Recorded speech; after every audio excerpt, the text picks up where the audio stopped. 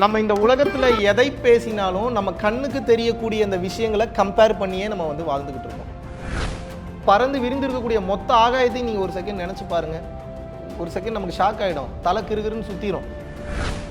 நீங்கள் ஒவ்வொரு விஷயத்தையும் ஞான ரீதியாக கனெக்ட் பண்ணும்போது மட்டும்தான் மனிதனால் செய்ய முடியாத விஷயங்களை எல்லாம் ஒவ்வொன்றாக செய்ய முடியும். அவர் தான் நமக்கு சாப்பாடு கொடுக்குறாரு, அவர் தான் மழையை குடிக்கிறார், அனைத்திற்கும் வந்து மூலதனமாக இருக்கிறார்.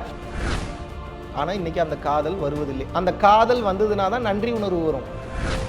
பிடிச்சி வைக்கணும்னு நினைக்கிறாங்க. இவனை பிடிச்சி வச்சா நாளைக்கு எனக்கு வந்து வருமானம் கொடுப்பான், இவனை வீட்டிலேயே லாக் பண்ணி வச்சிருந்தா இவனை நல்லா பார்த்துப்பான், இவன் என்னுடைய வீட்டை சார்ந்தவன் என்று சொன்னால் எனக்கு புகழை தேடி வந்து கொடுப்பான்னு சொல்லி உங்களோட வாழ்க்கையும் வாழ தெரியாமல் இன்னொருத்தன வாழ்க்கையும் பிடிச்சி வைக்கக்கூடிய அந்த தன்மைக்கு வந்து விடுவீர்கள். இது என்னோடதுன்னு நினைச்சிங்கன்னா அதுக்கு உதவுன்னு நினைப்பீங்க. இது எனக்கானது மட்டும்தான் நீங்கள் நினச்சிங்கன்னா பிடிச்சி வைக்கணும்னு நினைப்பீங்க. நீங்களும் நிம்மதியாக இருக்க மாட்டீங்க, அதையும் நிம்மதியாக இருக்க விட மாட்டீங்க.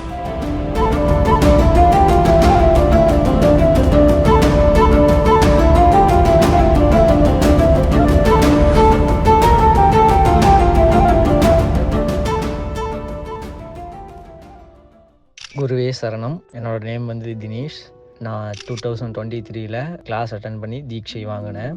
அன்னையிலிருந்து இன்னைக்கு முடியும் பிரம்மமுகூர்த்தத்தில் நான் மெடிடேஷன் பண்ணுறேன். என் லைஃப் ரொம்ப ரொம்ப மாறிடுச்சு. வேறு மாதிரி மிராக்கிள்ஸ் நான் பார்க்குறேன். என் லைஃப்பில் பணம், காசு, பேரு, புகழ் எல்லாமே எனக்கு கிடச்சிருச்சு. நான் என்ன நினச்சாலும் நடக்குது. இத்தனை மிராக்கிள்ஸுக்கும் காரணம் குருஜி மகாவிஷ்ணுவும் அருட்பெருஞ்சோதி ஆண்டவருக்கும் என் தெய்வமாக கருதுகிற சிவபெருமானுக்கும் நான் ரொம்ப நன்றி சொல்கிறேன். குருவே சரணம். குருவே சரணம். அனைவருக்கும் வணக்கம். இன்று நாம் எந்த விஷயத்தை பற்றி பார்க்க போகிறோம் என்றால் காதல், வெறுப்பு, பயணம். அது என்னங்க காதல், வெறுப்பு, பயணம்? ஒருத்தன் காதலிக்கிறான், காதலிச்சதில் வெறுப்பு ஏற்படுது, அதனால் வெறுத்து போய் ஊரை விட்டு ஓடிடுறானா, பயணப்படுறானான்னு கேட்டால் அது அப்படி அல்ல.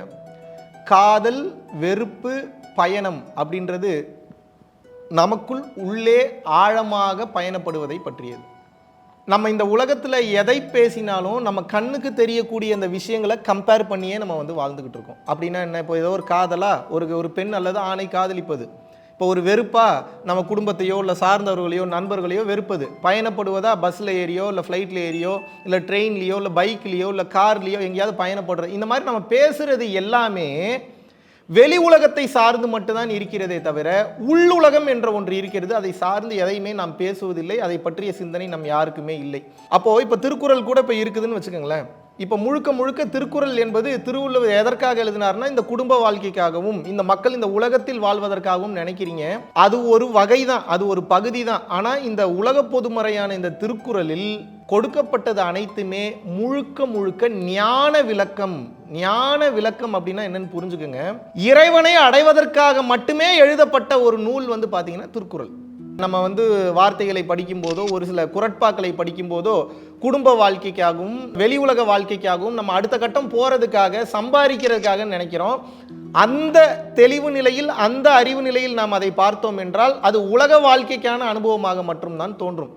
ஆனால் உண்மையாகவே பார்க்க போனீங்க அப்படின்னா இந்த திருக்குறள் என்பதை நீங்கள் சற்று ஆழமாக ஆராய்ந்து பார்த்தீர்கள் என்றால் முழுக்க ஞானமாக அது வெளிப்படும். இப்போ தானம் தவம் இரண்டும் தங்கா வியன் உலகம் வானம் வழங்காது எனின் அப்படின்னு ஒரு திருக்குறள் இருக்குன்னா படிக்கும்போது தானம் தவம் இது ரெண்டுமே எப்போ தங்காது? இந்த வானம் வந்து மழை நீரை கொடுக்கவில்லை என்றால் தானமும் பண்ண முடியாது, தவமும் பண்ண முடியாதுன்றது ஒரு பக்க கருத்தாக வந்து இருக்கும். ஆழமாக நீங்கள் ஆராய்ச்சி செஞ்சு வந்து பார்த்தீங்க அப்படின்னா தானம் தவம் இரண்டும் தங்கா எப்போ? வியன் உலகம் வானம் வழங்காதெனின். அப்படின்னா என்ன? தானமும் தவத்தினாலும் கிடைக்கக்கூடிய அந்த வலிமை, அந்த பலன், அந்த பயன் உங்களுக்கு கிடைக்காது. எப்போ? வியன் உலகம். வியன் உலகம்னா என்ன? சிரசு, இந்த கழுத்தை சொல்றாங்க. அது எப்போ வழங்காது? வானம் வழங்காது. மேலே இருந்து எப்போது அந்த அமிர்த நீர் கீழே ஊற்றெடுக்கவில்லையோ அப்போது இந்த தானத்தினாலும் தவத்தினாலும் கிடைக்கக்கூடிய பலன் என்பது முழுதுமாக கிடைக்காது. அப்போ இந்த தானம் தவம் இது ரெண்டும் பண்றதுக்கு உண்டான காரணமே என்ன? மேலே இருந்து அமிர்தம் சொட்ட வேண்டும், அமிர்தம் ஊற வேண்டும். இப்போ பாருங்க, இதை நான் ரெண்டு விளக்கம் உங்களுக்கு கொடுத்தேன். முதல்ல ஒரு விளக்கம் கொடுக்கும்போது உங்களுக்கு எப்படி தெரியுது? வானம் வந்து வழங்கணும், மழை பொழியணும். இதுவும் ஒரு அறிவு நிலையில பார்ப்பது. இன்னும் கொஞ்சம் ஆழமாக ஆராய்ச்சி பார்த்தீங்கன்னா ஞான விளக்கம். வியன் உலகம் என்றால் என்ன? வியந்து பார்க்கக்கூடிய அற்புதமான உலகம்னு எடுத்துக்கலாம். இல்லை திருவள்ளுவர் வேற ஒரு காரணத்துக்காக வேற ஒரு வார்த்தையும் வந்து எழுதியிருக்கலாம். ஸோ முடிந்த அளவுக்கு நம்ம எப்போது வந்து ஒவ்வொரு விஷயத்தையும் ஞானத்தின் பார்வையில் நாம் பார்க்க ஆரம்பிக்கிறோமோ அப்போதுதான் இந்த உலக ரகசியங்கள், பிரபஞ்ச ரகசியங்கள் என்பது புரிய வரும். ஆல்ரெடி நம்ம ஒரு வீடியோவில் பேசியிருப்போம், அந்த ஏஐ பற்றி பேசும்போது உள்ளுக்குள்ளே இருக்கக்கூடிய அந்த வலிமை வெளியே வரும் அப்படின்னு வந்து சொல்லியிருந்தேன். வெளியே நடக்கக்கூடிய வளர்ச்சியை மட்டும் பார்க்குறீங்க, உள்ளுக்குள்ளே இருக்கக்கூடிய சக்தி வெளிப்படும் போது உங்களால் செய்ய முடியாத விஷயமே எதுவும் இல்லைன்னு நான் சொல்லியது போல, சேம் லைக் தட் நீங்கள் ஒவ்வொரு விஷயத்தையும் ஞான ரீதியாக கனெக்ட் பண்ணும்போது மட்டும்தான் மனிதனால் செய்ய முடியாத விஷயங்களை எல்லாம் ஒவ்வொன்றாக செய்ய முடியும். இப்போது உங்களுக்கு நான் ஒரு சின்ன ஒரு எக்ஸாம்பிள் ஒன்று சொல்கிறேன். இந்த உலகத்தில் ஒரு காதல் என்ற ஒன்று இருக்கிறது. அது எப்பேற்பட்ட காதல் அப்படின்னா, இந்த உடலின் மீது உங்களுக்கு வரக்கூடிய காதல், பற்றல்ல காதல், நேசித்தல்னு அர்த்தம். பிடித்து வைத்துக் கொள்ளுதல்னு கிடையாது. நேசித்தல், காதல், இந்த உடலை பற்றிய காதல். அப்புறம் மனம், இந்த மனதை பற்றிய காதல். ஆன்மா, இந்த ஆன்மாவை பற்றிய காதல். பிற உயிர்கள், இந்த பிற உயிர்கள் நன்றாக இருக்க வேண்டும் என்பதை பற்றிய ஒரு காதல். இது வந்து ஒரு காதல். இறைவன் எப்பேற்பட்ட வலிமை மிகுந்தவன், எப்பேற்பட்ட ஆற்றல் மிகுந்தவன். அவனால் முடியாத விஷயம் என்று இந்த உலகத்திலேயே எதுவுமே கிடையாது. பறந்து விரிந்திருக்கக்கூடிய மொத்த ஆகாயத்தை நீங்க ஒரு செகண்ட் நினைச்சு பாருங்க. ஒரு செகண்ட் நமக்கு ஷாக் ஆயிடும், தலை கிருகிருன்னு சுத்திரும்.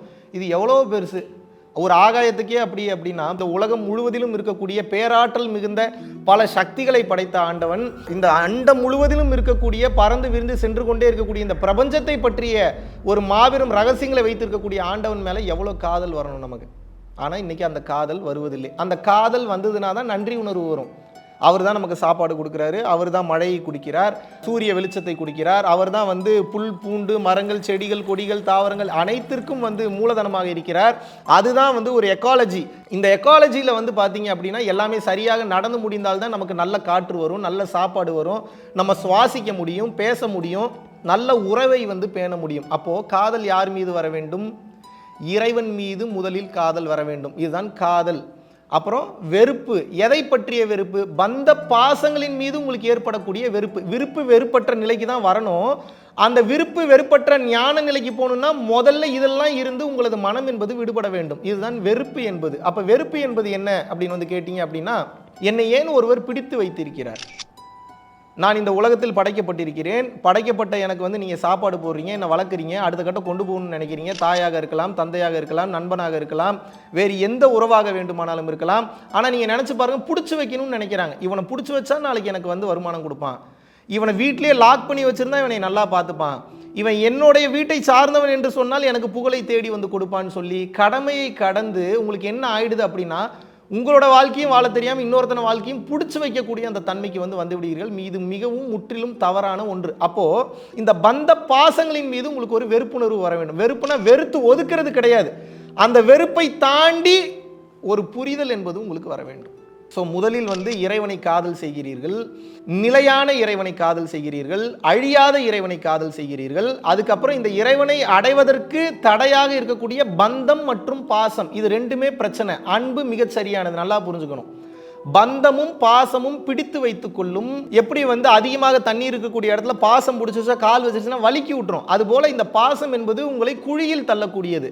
அப்போ எதிர்பார்ப்பில்லாத அன்பு தான் மிகச் சரியான வார்த்தையாக இருக்கும். அப்ப அந்த வெறுப்பு எங்கே இருந்து வர வேண்டும் என்றால், பிறர் உயிர்களின் மீது காட்டக்கூடிய வெறுப்பு கிடையாது, இந்த அட்டாச்மெண்ட்ஸ்ல நீங்கள் காட்டக்கூடிய அந்த வெறுப்பு.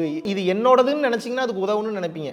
இது எனக்கானது மட்டும்தான் நீங்கள் நினச்சிங்கன்னா பிடிச்சி வைக்கணும்னு நினைப்பீங்க. நீங்களும் நிம்மதியாக இருக்க மாட்டீங்க, அதையும் நிம்மதியாக இருக்க மாட்டீங்க. ஃபாலோ பண்ணணும்னு தோணும், வாட்ச் பண்ணணும்னு தோணும், கண்டினியூவாக வந்து பார்த்தீங்கன்னா அவங்களுடைய விஷயத்தை பற்றி தெரிஞ்சுக்கணும்னு தோணும். ஹூ எவர் இட் மேபி, யாராக இருந்தாலும் சரி. ஓகே, காதல் வெறுப்பு என்பது இப்போ உங்களுக்கு தெரிந்து விட்டது. அடுத்து பயணம். பயணம் என்பது எப்பேற்பட்ட பயணம்? இந்த காதல் இறைவனின் மீது வந்துவிட்டது, வெறுப்பு என்பது பந்த பாசங்களின் மீது, இந்த பற்றுக்களின் மீது வந்துவிட்டது. இதுக்கப்புறம் எதை நோக்கி உங்கள் பயணம் இருக்க வேண்டும் என்றால், அழிவில்லாத பொருளை நோக்கிய, அந்த பரம்பொருளை நோக்கிய உங்களது பயணம் என்பது இருக்க வேண்டும். பரம்பொருள் என்றால் இறைவன் என்று கூறலாம், இல்லது அழியாத பெரும் பொருள் என்று கூறலாம், இறை அருள் என்று கூறலாம், இல்லைன்னா கடவுள்னு சொல்லலாம், இயற்கைன்னு சொல்லலாம், பிரபஞ்சம்னு சொல்லலாம், பிரபஞ்ச பேராற்றல்னு சொல்லலாம், சிவன்னு சொல்லலாம், பிரம்மான்னு சொல்லலாம், கர்த்தர்னு சொல்லலாம், அல்லான்னு சொல்லலாம், எப்படி வேணாலும் சொல்லிக்கங்க. ஆனால் எங்கும் வியாபித்து இருக்கக்கூடிய அந்த பொருள் தான் பரம்பொருள். அப்போ முதலில் காதல் இறைவன் மீது வருகிறது. அந்த காதலுக்கு தடையாக இருக்கக்கூடிய பந்த பாசங்களை வெறுத்து ஒதுக்குறீங்க. அதாவது ஆட்களை வெறுத்து ஒதுக்க சொல்ல, நல்லா புரிஞ்சுக்கணும். அந்த பற்றை வெறுத்து ஒதுக்குறீங்க. ஆட்களுக்கு காட்ட வேண்டிய அன்பு கடமையை செய்து கொண்டே வரீங்க. அடுத்து பயணம். இதெல்லாம் தடையாக இருக்கக்கூடியதை களைந்து எறிந்து அதில் ஆழமாக ஜீவகாருண்யத்தில் பிற உயிர்கள் தன்னுயிர்தான் என்று நீங்கள் நினைத்து வாழ்ந்து பயணப்படும் போது உங்களது வாழ்க்கை மிகச்சிறப்பாக இருக்கும். நன்றி, வணக்கம். கல்யாணங்களுக்கு போகும்போதோ இல்லை ஒரு ஃபங்க்ஷனுக்கு போகும்போதோ ஒரு குழப்பம் இருக்கும். சரி, நம்மளை கூப்பிட்டாங்க, இவங்களுக்கு என்னடா நம்ம போய் gift பண்ணலாம். நம்ம பரம்பொருள் ஃபவுண்டேஷனோட முக்கியமான சில வீடியோஸ் நீங்கள் டவுன்லோட் பண்ணி வச்சுட்டு ஒரு பென்ட்ரைவில் போட்டு புதுசாக திருமணமாகக்கூடிய அந்த தம்பதிகளுக்கு கொடுக்கலாம். என் வீடியோவை தான் கொடுக்கணும்னு நான் சொல்ல மாட்டேன். மெய்ஞானம் சம்பந்தமான சில விஷயங்கள் யார் மிக சரியாக பேசுகிறாங்கன்னு நீங்கள் நினைக்கிறீங்களோ அவர்களுடைய வீடியோவை காப்பி பண்ணி கொண்டு போய் கொடுங்க. இதுதான் அவர்களுக்கு உண்மையான பொக்கிஷம், உண்மையான ட்ரெஷர்.